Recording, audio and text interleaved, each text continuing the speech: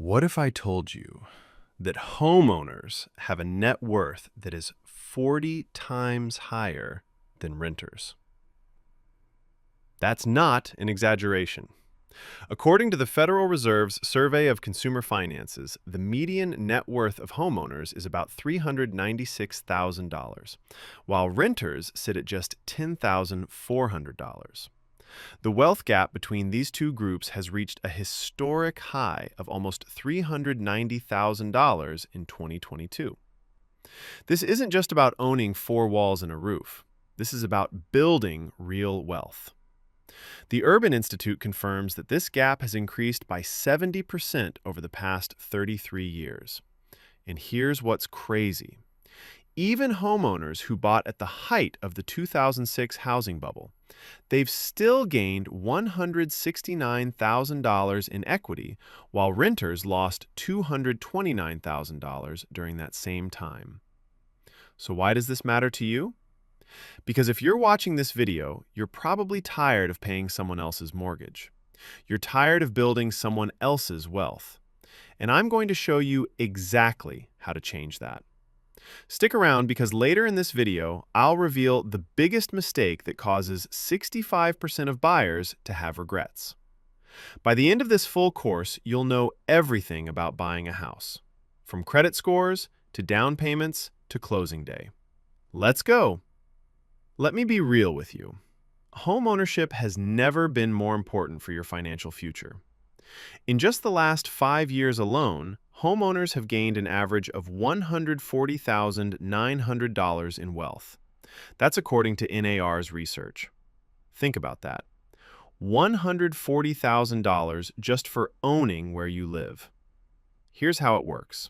When you pay rent, that money is gone forever, like tossing cash into a fire pit every month. But when you pay a mortgage, you're putting money into your pocket. Your home value goes up while your loan balance goes down. That difference? That's your equity. That's your wealth. But here's the problem. First-time home buyers now make up just 21% of the market. That's the lowest share since tracking began in 1981. Before 2008, first-timers made up about 40% of all home sales. Affordability and limited inventory are pushing people out of the market. But that does not have to be you. The National Association of Realtors found that delayed homeownership until age 40 instead of 30 can mean losing roughly $150,000 in equity on a typical starter home. I don't want that for you. So let's learn how to make this happen faster. Before we dive into the steps, you need to know where you stand right now. Buying a house is like running a marathon. You can't just show up and start running. You need to train. You need to prepare. And the first part of that preparation, understanding your financial situation. Here's what I want you to do today. Get a piece of paper or open your phone's notes app. Write down 3 things: your monthly income, your monthly expenses, and your total debts. This is like checking the gas in your car before a road trip from New York to Los Angeles, or counting your ingredients before baking a wedding cake. Don't skip this step. Research shows that buyers who know their numbers make smarter decisions. They avoid overspending. They avoid regret. According to Clever Real Estate, about 65% of buyers have regrets about their home purchase. And most of those regrets, they're financial. But not you, because you're going to do this right. Let's move to the first major step in your home buying journey. Step 1, your credit score. This 3-digit number is like your financial report card. It tells lenders how trustworthy you are with borrowed money. And here's the thing, it can make or break your home purchase. According to Experian, mortgage borrowers had an average credit score of 758 as of the second quarter of 2024. That's more than 40 points higher than the national average of 715. Optimal Blue reported that the median FICO score for purchase loans reached 768 in May 2025, the highest on record. Now don't panic if your score is lower. You don't need a 768 to buy a house. According to Bankrate, you typically need a score of at least 620 to qualify with most lenders. With an FHA loan, you might qualify with a score as low as 500. But here's the catch. The lower your score, the higher your interest rate. And that interest rate difference? It can cost you tens of thousands of dollars over the life of your loan. So pay attention, because in the next few slides, I'm going to show you exactly how to boost your credit score. Let me break this down simply. Your credit score ranges from 300 to 850. Think of it like a test. 300 is failing miserably. 850 is perfect. Here's how it breaks down. 300 to 579 is poor credit. You're unlikely to qualify for most mortgages. 580 to 669 is fair credit. You might qualify, but expect higher interest rates. 670 to 739 is good credit. You'll probably qualify with decent rates. 740 to 799 is very good. You'll get competitive rates. And 800 to 850? Exceptional. Your score is calculated from 5 main factors. Payment history makes up about 35%. Plus, this is whether you pay your credit card bill on time or if you're always 3 weeks late. Amounts owed is 30%. How much debt do you have compared to your available credit? Length of credit history is 15%. Plus, this is like having a long track record at your job versus starting yesterday. Credit mix is 10%. Do you have different types of credit like cards, loans, and mortgages? And new credit is 10%. Have you opened multiple accounts recently? This matters a lot for your mortgage approval. Okay, so you checked your credit and it needs work. What do? Here are proven strategies that actually work. Number 1, pay your bills on time, every single time. Set up automatic payments so you never forget. Plus, missing a payment is like skipping a day at the gym when you're training for a bodybuilding competition. It sets you back. Federal Reserve data shows that after 2008, lenders got much stricter. Borrowers with scores below 620 have a hard time qualifying. Number 2, lower your credit utilization. This is the amount of debt you have compared to your available credit. If you have a $10,000 credit limit and you're using $9,000, that's 90% utilization. Bad.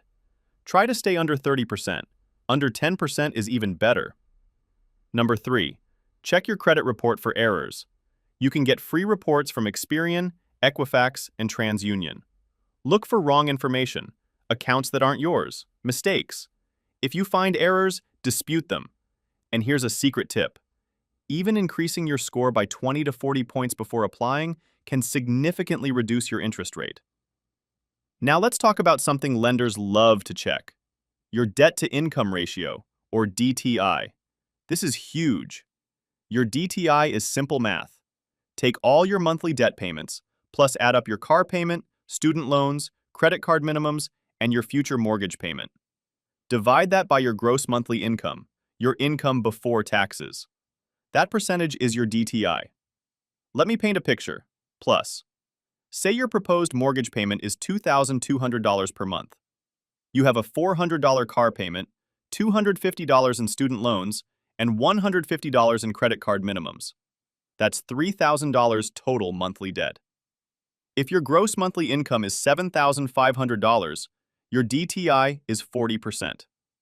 Most lenders prefer a DTI of 43% or lower. Here's what most people don't know. Some loan programs allow DTI up to 50% with strong credit. But just because you qualify doesn't mean you can comfortably afford it. Remember that. Lower DTI means more breathing room in your budget. Let's destroy a myth right now. You do not need 20% down to buy a house. I repeat, you do not need 20% down. According to the National Association of Realtors 2025 data, the typical down payment for first-time buyers was just 9%, matching the highest share recorded since 1989. That's not 20%. Gen Z buyers averaged only 7.97% down payments. Here's the real deal. Conventional loans allow as little as 3% down for qualified first-time buyers through programs like Fannie Mae's Home Ready and Freddie Mac's Home Possible. FHA loans require just 3.5% down with credit scores of 580 or higher. VA loans for veterans? 0 down. USDA loans for rural areas? Also 0 down. Now yes, if you put down less than 20%, you'll probably pay private mortgage insurance, PMI. This adds to your monthly payment. But here's the thing. Buying with less than 20% down often makes more financial sense than delaying your purchase while continuing to rent and missing out on equity gains. So how much house can you actually afford? This is where people mess up big time. Just because a lender approves you for $500,000 doesn't mean you should spend $500,000. According to Clever Real Estate's 2025 survey, about 38% of buyers exceeded their initial budget when purchasing, and 37% think they overpaid. It's even worse for first-time buyers. 47% exceeded their budget, and 42% think they overpaid. Here's my simple rule. Your total monthly housing costs, mortgage, taxes, insurance, HOA fees, should not exceed 28% of your gross monthly income, and your total debt payments, including housing, should stay under 36%. This is like budgeting for groceries. You might want filet mignon every night, but chicken works better for your wallet. So grab a calculator. If you make $6,000 per month before taxes, 28% is $1,680. That's your target for monthly housing costs. Be honest with yourself. Leave room for emergencies like a broken water heater in January or a car repair that pops up at the worst time. This is the step most buyers skip or do too late. Get pre-approved before you start house hunting. Not pre-qualified, pre-approved. What's the difference? Pre-qualification is like a quick guess based on what you tell the lender. Pre-approval is the real deal. The lender actually verifies your income, checks your credit, and reviews your finances. They give you a letter saying, yes, we will lend this person this much money. Here's why this matters so much. According to NAR, among all generations of homebuyers, the first step taken was to look online for properties. But sellers take pre-approved buyers more seriously. In competitive markets, an offer without pre-approval is like showing up to a job interview without a resume. You're not getting taken seriously. The pre-approval process typically takes a few days to a week.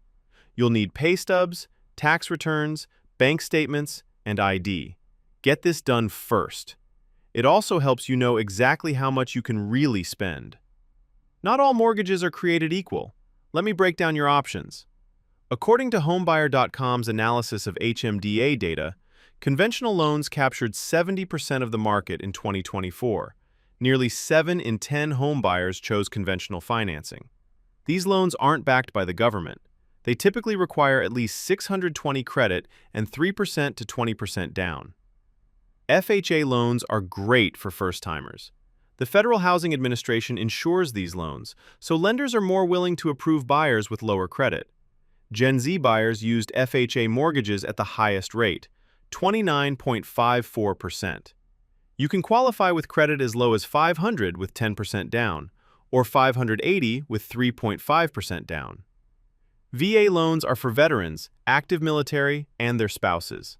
These are amazing. No down payment required. VA mortgage rates averaged 19 basis points below FHA and 65 basis points below conventional in 2024. USDA loans are for rural and suburban areas, also 0 down. There are options for almost everyone. Let's talk about something that can cost you hundreds of thousands of dollars or save you that much. Interest rates. Your interest rate determines how much you pay to borrow money. Even a small difference, like 0.5%, can add up to huge amounts over a 30-year loan. Mortgage rates have been averaging around 6.6% in early 2025, which is higher than the historic lows of 2020 and 2021, but still reasonable by historical standards. Your credit score directly affects your rate. Think of it like car insurance. Safer drivers get lower rates. Financially responsible borrowers get lower interest rates. According to the mortgage reports, even a few points on your credit score can bump you into a new tier and save you money. Here's a secret. Once your score is above 760, you typically qualify for the best available rates. The difference between a 760 and 820? Minimal or non-existent with most lenders. So if you're at 740 and rising home prices are outpacing your savings, it might make sense to buy now rather than wait for the perfect credit score. You need a good real estate agent on your side. I cannot stress this enough. According to NAR, 88% of home buyers purchase their homes through a real estate agent or broker. Home buyers primarily sought help finding the right home to purchase, 50%, and negotiating the terms of the sale, 13%. These are critical skills. A good agent knows the local market. They know which neighborhoods are up and coming. They know when a home is overpriced.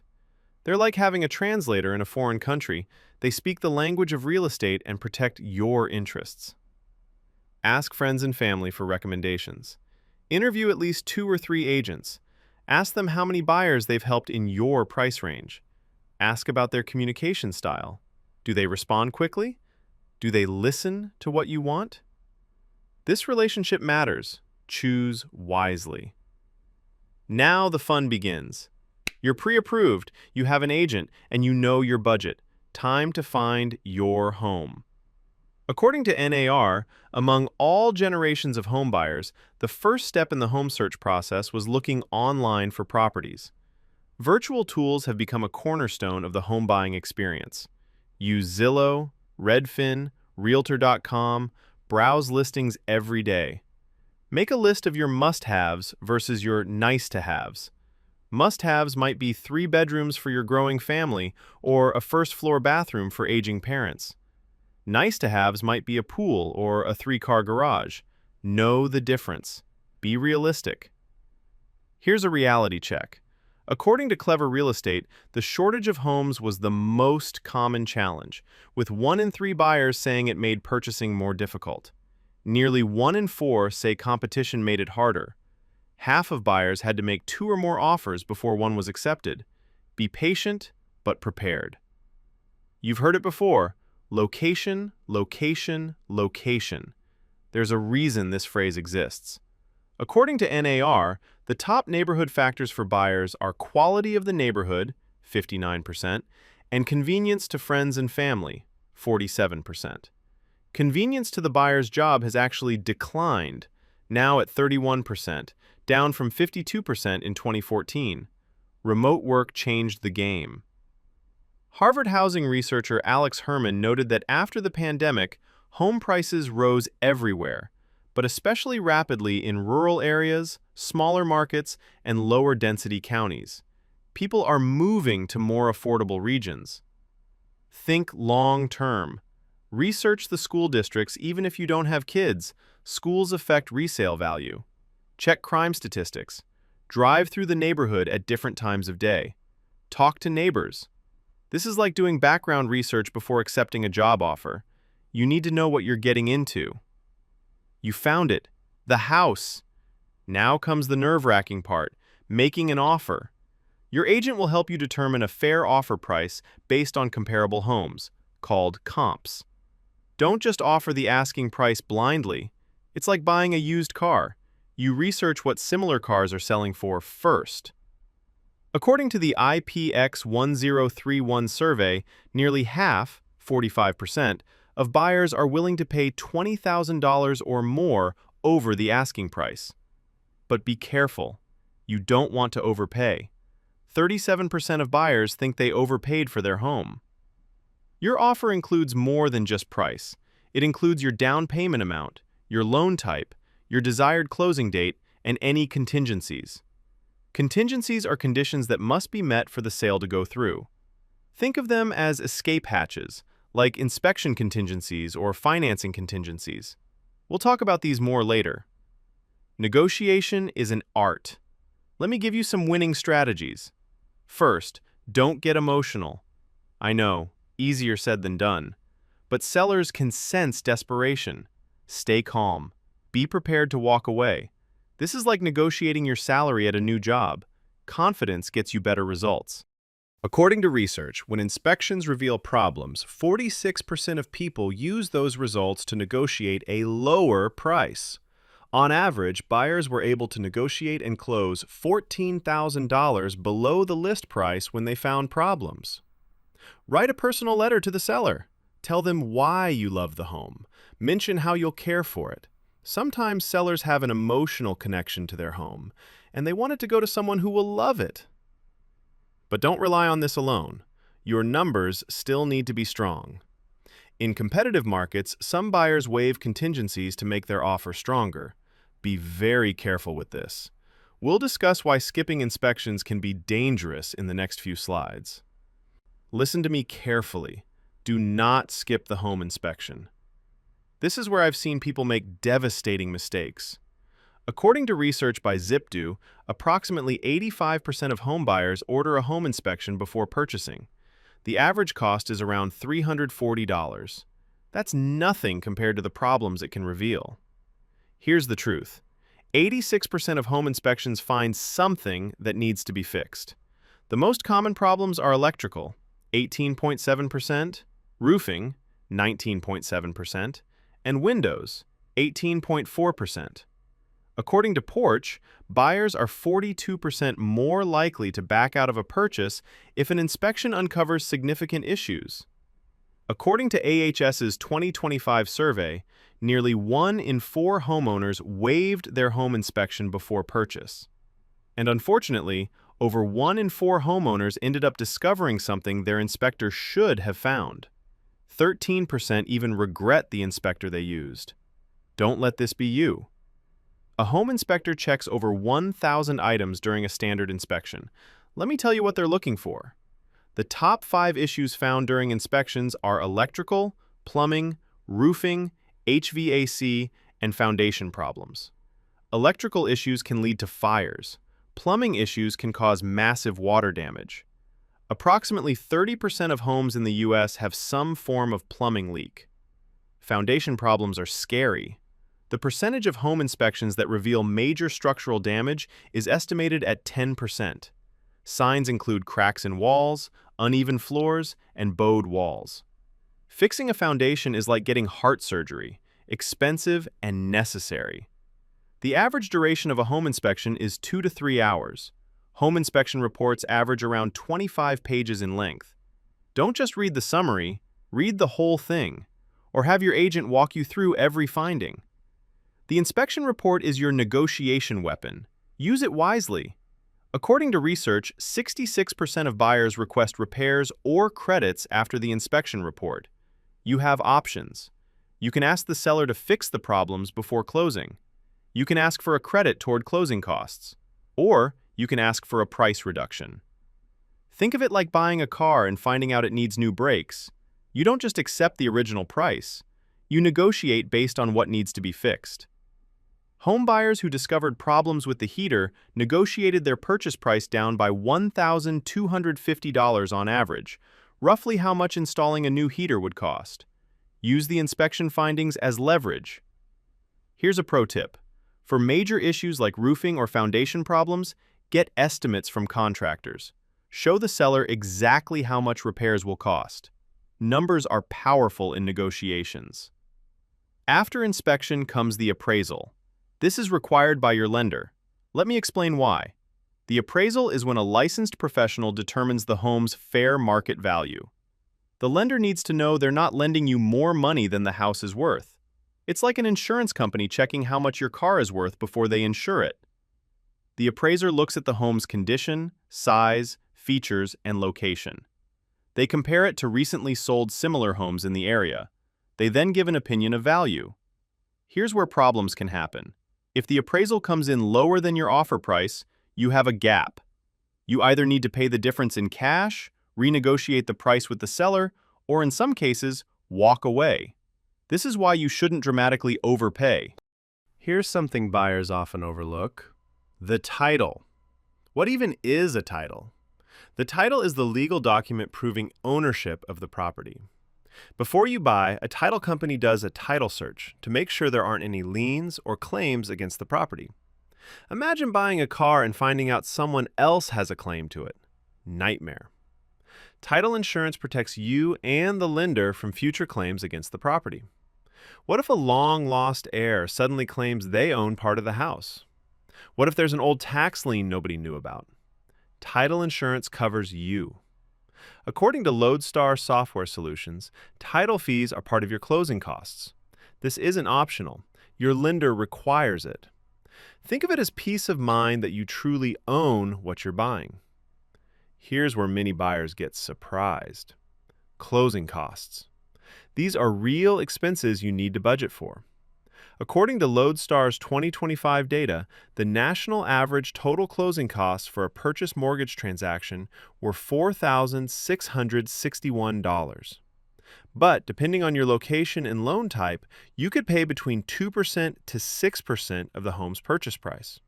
For a $400,000 home, that's $8,000 to $24,000. What's included? Loan origination fees, appraisal fees, title search and insurance, attorney fees in some states, prepaid interest, property taxes, homeowners insurance, recording fees, and more. Here's something sellers don't want you to know. You can negotiate for the seller to pay some of your closing costs. This is called seller concessions. In a buyer's market, you have more leverage to ask for this. According to Closing Corp, average closing costs range from $6,800 to $18,000 for a single-family home. You're almost there, but don't skip the final walkthrough. This happens usually 24 to 48 hours before closing. You walk through the house one last time to make sure everything is as expected. Did the seller complete the agreed repairs? Did they leave the appliances they promised? Is there any new damage? This is like checking your food order before you leave the restaurant. You want to make sure you're getting what you paid for. Check that all appliances work. Turn on faucets, flush toilets, check that lights work. If you find problems during the final walkthrough, speak up before closing. Once you close and get the keys, any problems become your problems. Don't be shy, this is your investment. Closing day. This is the finish line. You're about to become a homeowner. Bring your ID, cashier's check, or proof of wire transfer for your closing costs and down payment, and be ready to sign a lot of documents. The average closing takes 1 to 2 hours. You'll sign the mortgage documents, the deed transfer documents, disclosures, and more. Your lender will give you a closing disclosure at least 3 days before closing. This shows your final loan terms and closing costs. Review it carefully. Make sure it matches your loan estimate. And then, you get the keys. You did it! You just made one of the most important financial decisions of your life. Congratulations. Okay, you have the keys, but the journey doesn't end here. Let me prepare you for reality. According to AHS's survey, 57% of homeowners said finding the right home was the hardest part of buying. But here's what caught my attention. 51% confessed to having anxiety about things breaking in their homes. Homeowners spend an average of 7 hours weekly on home repairs and preventative maintenance. For over 1 in 4, 27%, this is overwhelming. Owning a home is like adopting a pet. It needs constant attention and care. Experts recommend budgeting about 1% of your home's value toward annual maintenance. If your home is more than 25 years old, budget closer to 4%. That $400,000 home needs $4,000 to $16,000 set aside yearly for repairs. Plan for this. Now let's talk about the good stuff. Building wealth through home ownership. According to CoreLogic, U.S. homeowners with mortgages have seen their equity increase by a total of $1.1 trillion in the third quarter of 2023, a gain of 6.8% from the same period in 2022. Your home is literally making you money. Equity builds 2 ways. First, as you make mortgage payments, your loan balance goes down. Second, as home values rise, your equity goes up. It's like a double wealth builder. According to First American's chief economist, Mark Fleming, if the annual equity gained exceeds the other annual costs of owning, then the house paid you to live there. Think about that. Your home can literally pay you. Let me share the biggest mistakes I've seen buyers make. Learn from others' pain. Mistake number 1, buying at the top of your budget. Just because you qualify for $500,000 doesn't mean you should spend that much. According to Clever Real Estate, 47% of first-time buyers exceeded their budget. Mistake number 2, skipping the inspection. We covered this, but it deserves repeating. Nearly 1 in 4 homeowners waived their inspection and regretted it. Mistake number 3, not shopping multiple lenders. According to the Consumer Financial Protection Bureau, shopping around could save you thousands. Get quotes from at least 3 to 4 lenders and compare total costs, not just interest rates. Mistake number 4, depleting all your savings for the down payment. Always maintain emergency reserves. Home ownership comes with unexpected costs. If you're a first-time buyer, there are programs designed just for you.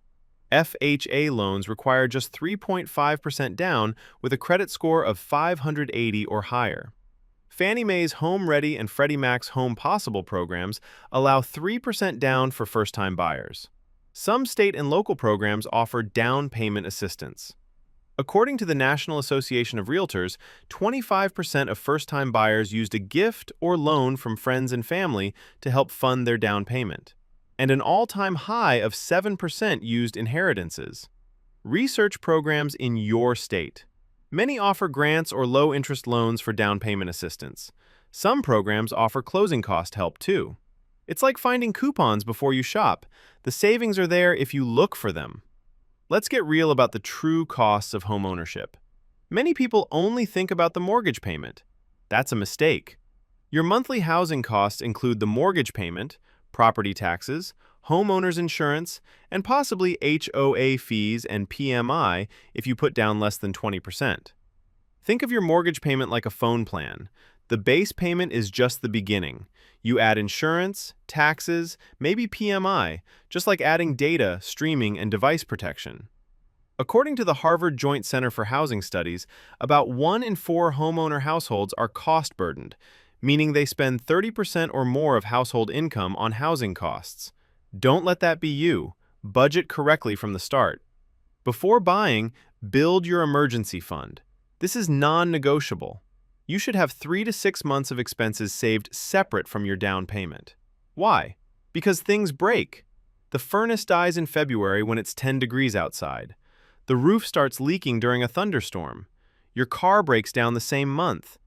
The biggest mistake new homeowners make is depleting all their savings for the down payment.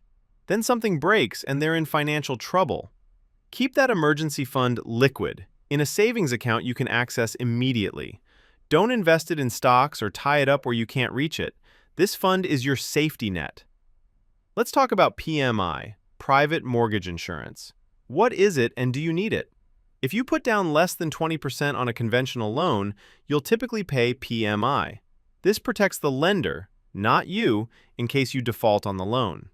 PMI usually costs between 0.5% to 1.5% of the loan amount per year. On a $300,000 loan, that's $1,500 to $4,500 per year, or $125 to $375 per month added to your payment. Here's the good news. Once you reach 20% equity in your home, you can usually request to have PMI removed, and it must be automatically canceled when you reach 22% equity. So PMI isn't forever, just until you've built enough equity. Should you get a fixed rate or adjustable rate mortgage? Let me explain the difference. A fixed rate mortgage keeps the same interest rate for the entire loan term, usually 15 or 30 years. Your payment stays predictable. According to Homebuyer.com, 71% of mortgages made in 2024 were purchase mortgages, and most were fixed rate. An adjustable rate mortgage, ARM, starts with a lower rate that can change over time. It might be lower at first, but it can go up significantly later. Think of a fixed rate like a fixed rent. You know exactly what you'll pay. An ARM is like variable utility bills, sometimes low, sometimes much higher. For most buyers, especially first-timers, a fixed rate provides peace of mind. Do not just go with the first lender you talk to. Shop around. According to research, down payment requirements, rates, and fees vary by lender. Shopping at least 3 to 4 lenders and comparing total costs, not just interest rates, can save you thousands. Get loan estimates from each lender. These are standardized documents that make comparison easy. Look at the interest rate, the APR, which includes fees, and the total closing costs. Here's something lenders don't tell you. Many fees are negotiable. Origination fees, processing fees, ask if they can be reduced. The worst they can say is no, but they might say yes. Should you wait for the perfect time to buy? Here's my honest take. According to Zillow, home values are projected to rise 0.9% in 2025. Home prices have risen 60% since 2019. The median home price in 2024 was $412,500. Waiting for prices to drop might mean waiting forever while prices keep going up. Historical data shows that home prices generally increase over time. According to NAR, in just the last 5 years, homeowners have gained an average of $140,900 in wealth. The best time to buy is when you are financially ready, when you have your down payment, your emergency fund, good credit, and stable income. Don't try to time the market perfectly. Focus on your readiness. Here's an interesting trend. Multi-generational homes are on the rise. According to NAR, 17% of buyers purchased multi-generational homes in 2024 to 2025, a record high. This could reflect cultural preferences, affordability challenges, or practical considerations like caring for aging parents. Multi-generational living is like combining households to share costs. Grandparents helping with childcare, while adult children help with bills and home maintenance. If this arrangement makes sense for your family, consider homes with separate entrances, mother-in-law suites, or accessory dwelling units. It can make homeownership more affordable and provide built-in support systems. Here's something amazing. Single women are making moves in the housing market. According to NAR, single women comprised 21% of all buyers, and single men accounted for just 9%. Among first-time buyers, 25% are single women and only 10% are single men. Ladies, you don't need to wait for a partner to buy a home. You can build wealth on your own. Think of it like investing in your retirement. You don't wait for someone else to do it for you. If you're a single buyer, focus on what you can afford. Don't overextend. But don't let being single stop you from building equity and creating financial security for your future. Let's talk about repeat buyers and why they have advantages. According to NAR, the median age of repeat buyers is now 62 years old. They're putting down a median of 23%, and 30% are making all cash offers. Why such a difference? Because repeat buyers have equity from their previous home. They sell, take that equity, and use it for a bigger down payment on the next home. When you become a homeowner and build equity, you'll eventually have this advantage too. That's the wealth-building power of homeownership. Your first home helps you buy your second, and so on. Should you buy a new construction home or an existing home? There are pros and cons to both. New construction means everything is brand new. Modern features, energy efficiency, warranties. But you might pay a premium and there could be delays. Here's what many people don't know. Even new homes need inspections. Construction errors happen. Things get missed. Don't assume that because it's new, it's perfect. Existing homes might have charm, established neighborhoods, and mature landscaping, but they might also need updates and have older systems. Consider your priorities and budget when deciding. Should you get a home warranty? Let me explain what these are and when they make sense. A home warranty is a service contract that covers repair or replacement of major home systems and appliances, like your HVAC, water heater, or kitchen appliances. Home warranties typically cost $300 to $600 per year. When something breaks, you pay a service fee, usually $75 to $150, and the warranty company handles the repair. For first-time buyers who don't have experience with home repairs, a warranty can provide peace of mind. It's like having insurance for your appliances. You hope you don't need it, but you're covered if you do. According to AHS, you can rest easier knowing you have coverage. Property taxes are a permanent part of home ownership. Let's understand them. Property taxes are based on your home's assessed value and your local tax rate. They fund schools, roads, emergency services, and local government. You pay them even after your mortgage is paid off. According to the Harvard Joint Center for Housing Studies, property taxes have increased significantly in recent years. When budgeting for a home, research the property tax rates in your area. Property taxes are like a membership fee to your community. You don't get a choice about paying them. But you can research areas with lower rates if taxes are a major concern. You must have homeowners insurance. Your lender will require it. According to the Harvard Joint Center for Housing Studies, home insurance premiums have increased 57% since 2019, a 14% increase in 2024 alone. This is a real cost you need to budget for. Homeowners insurance covers damage to your home from fire, storms, theft, and other disasters. It also provides reliable coverage if someone is injured on your property. We make concern for those homeowners visit, which again for those home concerned. According to the homeowner's insurance covers damage to your home from fire, storms, theft, and other disasters. It also provides liability covered if someone is injured. You must have general money and the code related. You must have local apartment covered, but you can respect the development visit and previous providing taken. The second left to engine the rolled is much more concern for it if you might never need. The drinker visit will be very prudently with after the period for friends. But notice as a ready, it will hate for you. Now, because of your hands apartment in the community, will take the plan of community. Some securities by then will need into these demonstrators. This can be coming in as you need to be covered local perfect within plans. Drinker visit is not only convinced, property doesn't respect to related. Homeowners insurance covers major home systems for your home repairs.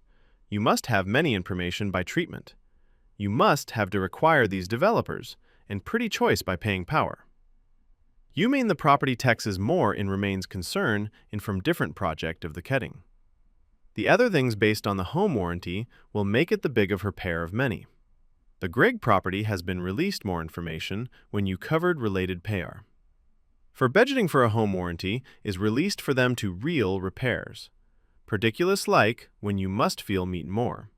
The multiple taxes like a longer control significantly home warranted.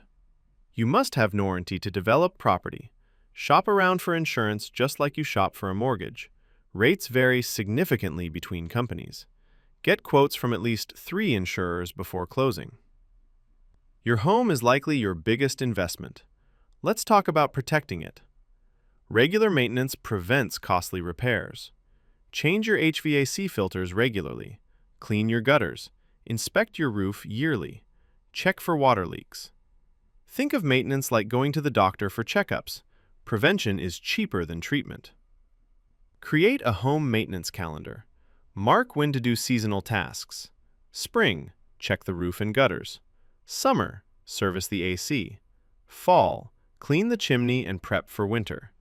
Winter, prevent pipe freezing. Taking care of your home maintains and increases its value. The better you maintain it, the more equity you build, and the easier it is to sell when you're ready to move up. Eventually, you might want to refinance your mortgage. What does that mean?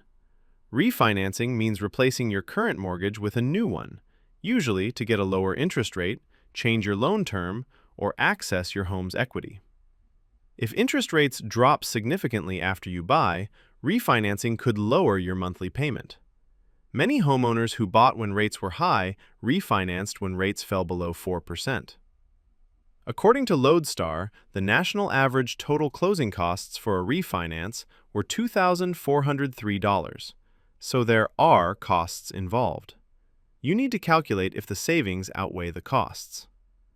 As you build equity, you have options to access it. Let me explain. A home equity loan is a lump sum you borrow against your equity. You get the money up front and pay it back with interest over time.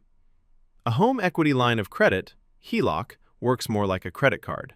You have a credit limit based on your equity and can borrow as needed. Be careful with these options. You're using your home as collateral. If you can't repay, you could lose your house. Borrowing against your home is like using your savings account as collateral. Only do it for good reasons like home improvements, not vacations. Should you build a new home or buy an existing one? This is a big decision. Building gives you customization. You choose everything: the layout, finishes, features.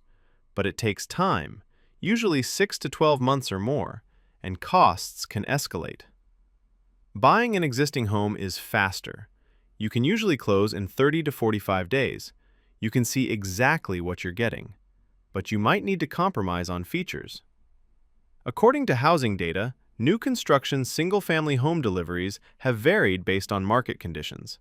Consider your timeline, budget, and how much customization matters to you. Thinking about buying a fixer-upper? Let me give you a reality check.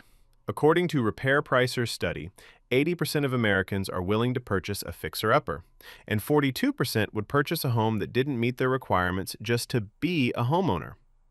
Fixer-uppers can be great if you know what you're getting into. Get thorough inspections. Get contractor estimates before you buy. Know the true cost of renovations. Costs always exceed estimates. Unexpected problems always appear. It's like renovating a bathroom. You think it'll be $10,000 and it ends up being $18,000. Be realistic about your budget and your patience. Let me be real with you. Buying a home is emotional. Prepare yourself. You'll feel excitement when you find the one, then anxiety when you make an offer, then disappointment if it falls through, then hope when you find another. According to research, 1 in 4 buyers say the process was more difficult than expected. This is normal. Don't let your emotions drive bad decisions. That's when people overpay or skip inspections. Keep your goals in mind. Lean on your support system. Talk to friends who've bought homes. Rely on your real estate agent for guidance. And remember, the right home is out there. If one falls through, another opportunity will come. Bidding wars are real in competitive markets. Here's how to stay smart. According to Clever Real Estate, nearly 1 in 4 buyers say competition made purchasing harder. 18% had rejected offers. Half had to make 2 or more offers before one was accepted. Set your maximum price and stick to it. Don't let emotions push you to pay $50,000 more than you planned. It's like an auction. It's easy to get caught up in the moment and regret it later. Use strategies other than just offering more money. Strong pre-approval, flexible closing dates, and earnest money can make your offer stand out without breaking your budget. What is earnest money, and how much should you put down? Earnest money is a deposit that shows the seller you're serious about buying. It's typically 1% to 3% of the purchase price. This money goes toward your down payment at closing. If you back out of the deal without a valid reason, like a failed inspection contingency, you could lose this money. It protects the seller from buyers who make offers and then disappear. Keep your earnest money in check. Don't put down so much that losing it would devastate you, but put down enough to show you're serious. Contingencies are your protection in a real estate contract. Understand them. An inspection contingency allows you to back out if major problems are found. A financing contingency protects you if your mortgage falls through. An appraisal contingency protects you if the home doesn't appraise for the purchase price. In hot markets, some buyers waive contingencies to make their offer stronger. Be very careful. According to Money.com, 20% of winning buyers waived their right to inspection. Many regretted it. Contingencies are like insurance policies. You hope you don't need them, but you're protected if something goes wrong. Don't give them up lightly. Let me explain escrow accounts simply. An escrow account is where your lender holds money for property taxes and homeowner's insurance. Each month, part of your mortgage payment goes into escrow. Then the lender pays your taxes and insurance when they're due. This prevents you from facing a huge tax bill or insurance premium all at once. It's spread out over 12 monthly payments instead. Think of escrow like a savings account managed by your lender. They save up the money for you and pay the bills when they're due. It helps you budget more easily. You closed! Now it's time to move. Here are tips to make it smoother. Start packing early. Begin with items you don't use daily. Label everything. Color code boxes by room. Moving is like organizing a small army. The more planning, the smoother the operation. Get multiple moving quotes if using movers. Weekdays and mid-month are usually cheaper than weekends and month ends. Book early, especially during summer moving season. Change your address with the post office, update your driver's license, transfer utilities, and notify banks and subscriptions. Create a checklist so nothing falls through the cracks. Your first year as a homeowner will be busy. Here's what to focus on. Get to know your home's systems. Where's the main water shutoff? Where's the electrical panel? Where's the HVAC filter? This is like learning where everything is in a new office. You need to know the basics fast. Create an emergency contact list. Plumber, electrician, HVAC tech. You don't want to search for these in a crisis at 2 a.m. Start a home file. Keep all warranties, manuals, inspection reports, and receipts for improvements. This makes future maintenance easier and adds value when you eventually sell. Homeownership comes with tax benefits. Let's talk about them. Mortgage interest is often tax deductible. Property taxes may be deductible too, up to $10,000. If you work from home, you might have home office deductions. When you eventually sell, you can exclude up to $250,000 in gains from capital gains tax, or $500,000 if married. That's huge. Talk to a tax professional about your specific situation. Tax laws change and everyone's situation is different, but homeownership generally offers tax advantages that renters don't get. Eventually, you might sell and move up. When does that make sense? Most experts recommend staying in your home at least 5 years to build enough equity to cover selling costs and come out ahead. According to NAR, repeat buyers are driven by desires like moving closer to friends and family, 19%, or needing more or less space. Life circumstances change. When you do sell, you'll have equity to put toward your next home. This is how homeownership creates a ladder of wealth building. Each home helps you afford a better one. Homeownership isn't just about you, it's about building a legacy. According to research, homeowners who bought in 2014 accumulated about $225,000 in equity. That's wealth that can be passed to the next generation. Homeownership creates generational wealth. Your children and grandchildren can benefit from the equity you built. It's one of the most powerful ways to create lasting financial security for your family. You're not just buying a place to live, you're building a financial foundation for your family's future. That's powerful. Let me give you a clear action plan. Do these things in order. Step 1. Check your credit score and start improving it. Step 2. Calculate your budget honestly. Step 3. Build your emergency fund. Step 4. Save for your down payment. Step 5. Get pre-approved. Step 6. Find a great real estate agent. Step 7. Start house hunting. Step 8. Make smart offers. Step 9. Always get inspections. Step 10. Close and celebrate. Print this out. Put it on your wall. Check off each step as you complete it. You can do this. Here are resources to help you on your journey. For credit scores, check annualcreditreport.com for free reports. For mortgage comparison, use Consumer Financial Protection Bureau tools. For home search, Zillow, Redfin, Realtor.com. For first-time buyer programs, research your state's housing finance agency. Education is power. The more you know, the better decisions you'll make. Watch more videos, read articles, ask questions. You've already taken a huge step by watching this video. Keep learning, keep preparing, and you will become a homeowner. We've covered a lot today, from credit scores to closing day, from down payments to building wealth. You now have the knowledge to buy a home. Remember, homeowners have 40 times higher net worth than renters. Home ownership is achievable. First-time buyers are still entering the market. 21% of all buyers. That could be you. According to all the research, delaying homeownership means delaying wealth building. Every year you wait, you miss out on equity gains. Home prices have risen 60% since 2019. Don't wait for the perfect time. Take action. Start today. Check your credit. Talk to a lender. Find an agent. Your future homeowner self will thank you. Now go make it happen. And remember, I'm rooting for you.